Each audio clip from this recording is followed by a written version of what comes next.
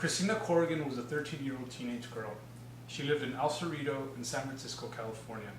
Unfortunately, her story doesn't end well. Christina had a debilitating health condition that plagued her all of her life. Sadly, she lost her battle against obesity and died at the age of 13. She weighed 680 pounds at the time of her death. When the paramedics showed up, she didn't even fit in the stretcher, and it took 6 guys to carry her out. Not only that, she was found completely naked, covered in her own feces and urine. I wish I could say that this was a one-time incident, but that is not the case. Every year, more and more Americans are dying of complications from obesity, and the numbers only continue to go up. My name is Gustavo Roman, and I'm here today to show you that the modern diet and lifestyle is making you sick, so therefore you should adopt healthier habits to achieve good health. I'm very passionate about this issue, and I feel credible talking about it because I'm a practitioner of health and wellness, and I lead a very healthy and active lifestyle. Why is this an important issue? Well, everybody wants to be happy and healthy. Nobody wants to be sad and sick. It is human nature to want to survive and thrive. Virtually in every culture, from ancient times to the present day, everybody has sought to alleviate illness and seek better health. That's why it is so shocking that there's so much sickness in today's society. Now I would like to explore what are the ramifications of this problem, as well as the causes and the solutions. I would like to start with the ramifications. Well, one is the obesity epidemic. It is not a myth, it is truly happening, and it's occurring all across the country. According to the Centers for Disease Control and Prevention, 1 in every 3 Americans are either overweight or obese. And that includes children, adolescents, and adults. That is a staggering number. It is unacceptable, and we have to do something about that. And in fact, childhood obesity is on the rise. Now you have kids who have diabetes, something that was virtually unheard of a few decades ago. The other thing is that they say that children are actually going to live longer than their parents, that they're going to have shorter lifespans, and that is just sad and scary. I would like to take this opportunity to show you a small video clip about a little girl and her experiences.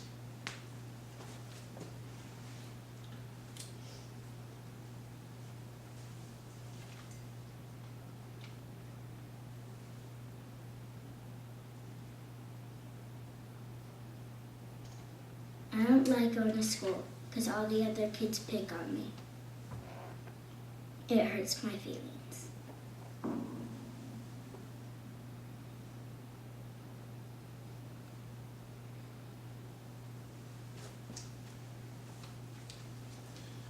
Obviously, you can see that this girl has a lot of pain, and she was bullied in school and have had very negative experiences.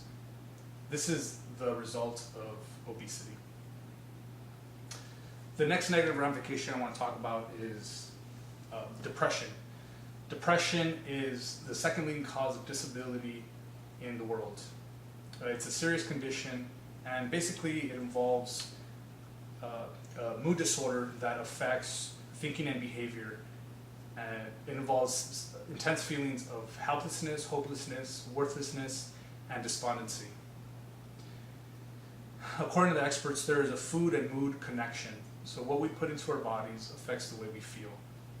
So if we could improve the things that we ingest, we could improve our mood. The third ramification I want to talk about is heart disease. Heart disease is the #1 killer in America. It is the leading cause of death, and it kills more people than cancer, diabetes, stroke, and car accidents. Now they say that the way our diet and lifestyle affects our heart health. So again, by engaging in more positive behaviors, we can actually decrease our risk of heart disease and make those numbers minimize. We can minimize those numbers. Next, I would like to explore the causes of this issue. What are some of the causes? Well, number 1, it's the overabundance of food. There is food everywhere. Evolutionary speaking, our bodies were designed to survive on a scarcity of food. So historically, we would go look for food and go days and even weeks without eating anything. So that's why our bodies can store extra fat and use those calories to keep us alive during times of famine. And nowadays, that's different. You have restaurants around every corner, you have supermarkets, you have burger joint. I mean, food is everywhere, so the temptation is strong and it's easy to overeat.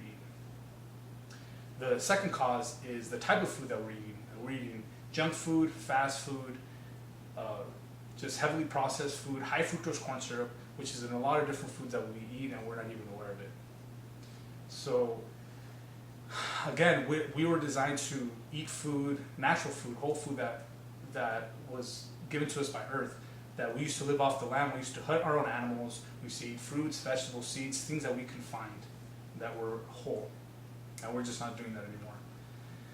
The third cause is our sedentary lifestyle, which is lack of exercise, lack of physical activity. Our bodies were designed to move. Nowadays, we don't do that. We have cars, transportation. So before, wherever you wanted to get somewhere, you would walk there. We don't do that anymore. The other thing is our office jobs, that we used to engage in more blue-collar jobs, more physical jobs. Nowadays we have office jobs, so we pretty much sit down for 8, 9, 10 hours. That is very unhealthy.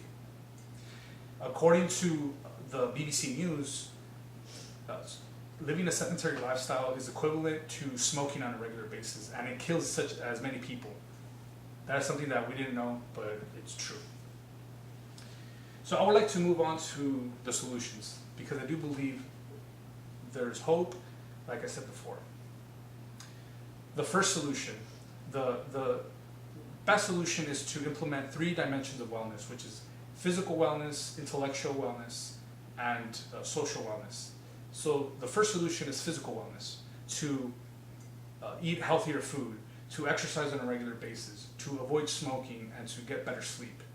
You know, according to the Mayo Clinic, exercise has a lot of benefits. So it can boost energy, promote better sleep, and combat disease.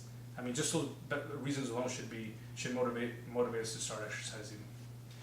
The second factor is intellectual wellness, to making sure that our minds are in good health, keeping our minds active and fit. So you can do this by reading a book, trying new things, learning an instrument, playing games, anything to keep us engaged and make sure our minds don't atrophy. The third solution is social wellness, which is essentially the relationships that we have. To have a good social network and have a strong support system. So relationships are really important because we're social creatures.